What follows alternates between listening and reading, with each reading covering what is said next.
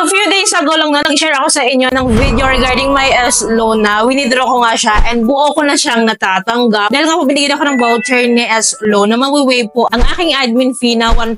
Ang laking bagay nun sa akin. So, winidraw ko siya ng buo, 27,100 pesos. Buo ko siyang winidraw, no, dahil ang gusto ko nga, umusad siya. Kasi hindi talaga siya uusad, dahil kapag hindi mo talaga siya winidraw ng buo, kaya sabi ko, withdraw ko ta ng buo para um-increase naman ito. Gumalaw-galaw naman tong S-Loan ko. Actually, 9 days ago lang, nakita ko sa video ko 9 days ago, nag-upload ako nun. So, yan po yung video na yun, no? And then, yun nga, na-share ko yan sa inyo. And ito na nga, medyo naiinis na ako dito kay S-Loan, ha? May notification sa akin sa S-Loan ngayon, share ko sa inyo. Ayan, no? So, di ba nakakainis? Pautang ko nga lang, di ba? And then, hindi pa ako nakabayad sa aking unang buwan dito sa S-Loan. Ito na, agad-agad, oh, nakakainis. Charot. So, nakalagay po dito, congratulations, your S-Loan credit limit has been increased. So, kapag ganitong notification ba naman, sino ba namang ayaw i-open and alamin to kung magkano yung bagong increase natin. So, ito na nga. In-open ko na nga siya, no? So, ayan. So, i-click lang natin. Ayan na, nag-open na yung ating Shopee app. Ayan, makikita na natin. Ayan na siya. So, meron tayong bagong additional credit limit po na 24,450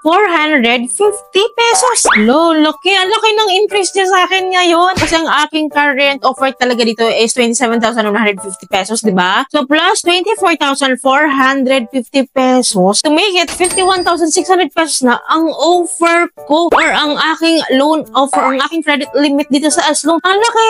Mas malaki pa yung offer ko dito na kaysa sa SPayLater. Sa SPayLater ko kasi is 50,000 pesos, diba? O diba pabunggahan sila na S-Loan, diba? 51,600 pesos na po yung offer niya sa akin. And know that, hindi ito temporary increase lang ha, permanent or regular increase po ito ni S-Loan sa akin. Which is talaga na-appreciate ko ng bonggang-bongga itong sa S-Loan, no? So anyways, no, kung makikita nyo dyan, meron pa akong monthly repayment dapat dyan, diba? Na mag-due ako every 28th of the month. Dapat ang first payment ko ngayon, November 28 pa lang. November 7 pa lang ngayon, diba? Ang bilis ng increase niya sa akin. Ang bilis talaga. Ang bilis talaga. So anyways, no, kahit po ako ay may current or ongoing loan dito sa S-Loan, no? Pwede ko pa din pong ma-withdraw itong additional credit limit po ni S-Loan sa akin na 24,500 pesos. So, ganyan po kaganda sa S-Loan, no? So, once na may available credit limit tayo dito, as long as basok yung amount, yung minimum amount required na ma-withdraw natin sa S-Loan, is talagang na-withdraw po talaga siya. Nakalagay dito, you can borrow within available credit limit. Click po natin tong withdraw loan to show you na pwede po siyang i-withdraw. And titingnan din natin, no, kung nagbago ba yung kanyang interest rate sa atin. So, nakalagay dito, no, 24,500. Ang pwede ko pong ma-withdraw dito, and then payable po siya from 3 months to 12 months to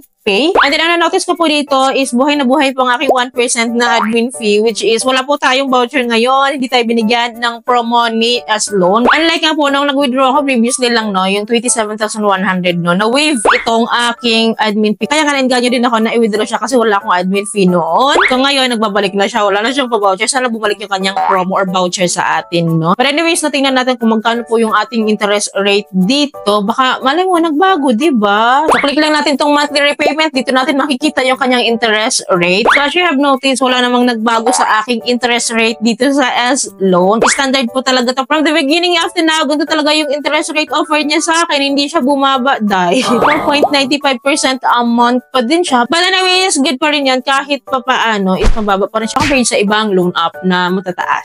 So far, no, maganda ang samahan namin dito ni S-Loan and SPayLater, no. Ay, naantay ko na lang talaga dito is malak yung aking C-Bank credit kasi na lang talaga inaantay ko. Kasi so far performing sa akin talaga si SPayLater tsaka si S-Loan, maaasahan ko talaga sila. Kasi alam niyo naman na legit din naman na pautang to. Kaya gusto ko yung mga ganito. Legit na maaasahan talaga. Kasi alam niyo, honestly, sila talaga yung pinagkukuhanan ko palagi ng source funds na kinakapos ako. Kailangan ko ng pera, no? So, sila talaga. Kasi ang bilis-bilis lang talaga makapangutang dito. At syempre, gusto nila na lagi natin ginagamit yung service nila for more chances na mataasan tayo ng offer. So, ito na nga, hindi naman tayo lahat meron S-Loan offer. Marami pa rin nagtatanong sa akin paano magka-offer sa S-Loan. Ano daw yung mga tips na share ko sa inyo para magka-S-Loan? Paano daw umutang sa S-Loan? Paano nga ba magkaroon ng S-Loan? Kung all you need to do, no, dapat po verified yung ating ShopeePay account. Kailangan verified yan. Isa po yan sa requirements. And then sa case ko kasi no, parang ang mauna talaga palagi sa atin is SPayLater. Kasi through SPayLater, no, so doon malalaman, doon tayo i-assess kung karapat-dapat ba tayong bigyan ng S-Loan. Kasi si SPayLater, no, isa siyang buy now, pay later po ni Shopee. Shopee. So, ang ginawa ko po kasi no, nung in-offeran ako ng SPay later, no? So, first, ginamit ko siya as payment method. So, doon talaga yun mag-i-start. And then, gumawa ako ng C-Bank account ko kasi sabi daw, may factor daw yun para ma-offeran tayo ng S-loan. So, wala pang 1 month ang C-Bank account ko na offeran na nga nila ako ng S-loan. So, naging visible sa akin si S-loan agad, no? So, isa po yan sa tips na may share ko sa inyo. Create a C-Bank account and then i-link nyo po yung inyong Shopee page dyan. Kasi sa tingin ko may factor yon. Kasi wala pa nga pong 1 month, no? Na-offeran agad ako. At naging visible na agad yung aking S-loan, no? And then, of course, no? Isa din sa tips ko sa inyo, gamitin nyo muna sa SPay later. Kasi through SPay later, titingnan po nila dyan yung ating payment behavior, no? So, i-assess tayo dyan. Kung good pair ba tayo or hindi. And once na ma-delay lang kayo dyan, bigwak na agad kayo. Sinasabi ko sa inyo. Mahigpit po si Shopee sa mga payments, sa mga due po. Mahigpit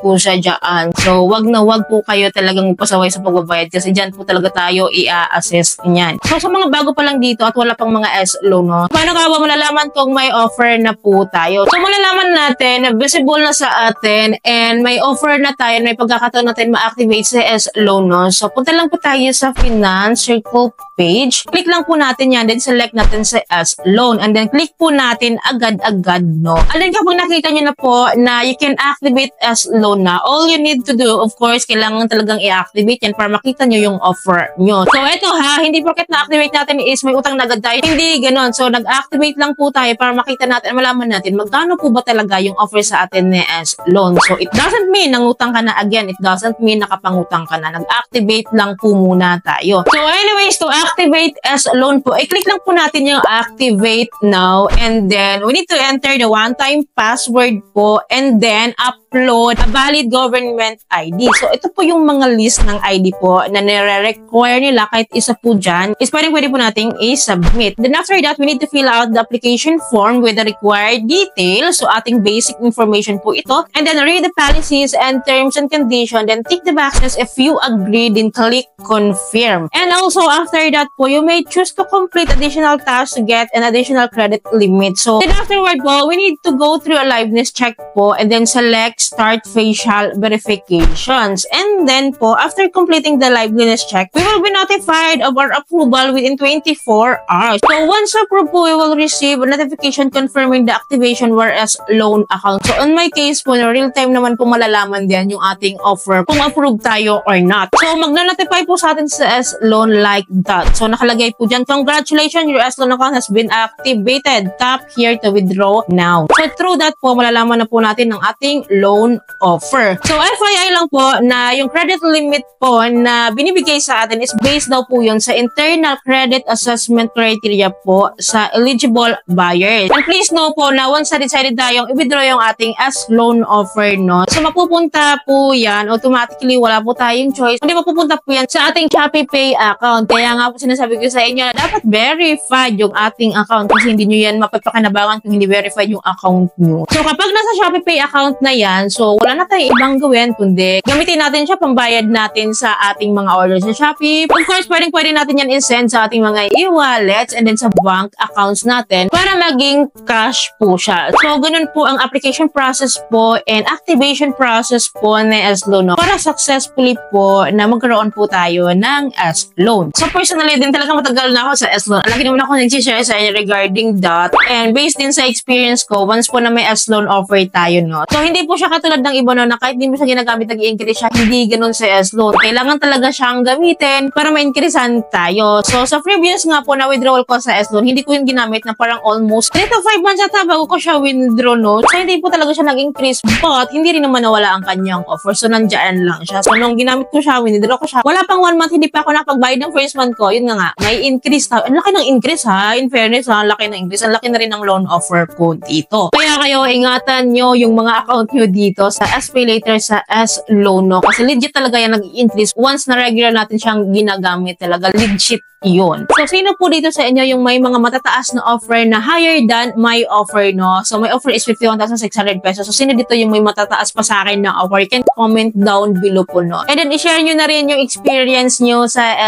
loan, no? Para aware din tayo dito. So, yun lamang po. I hope po may natutunan kayo sa video ito. I hope po nakatulong tong video sa inyo. So, kung nagustuhan yung video, please don't forget to like, share, and subscribe. Click yung bell button para lahat po ng videos ko is updated and notified po kayo. Thank you for watching this video and my next video. Bye!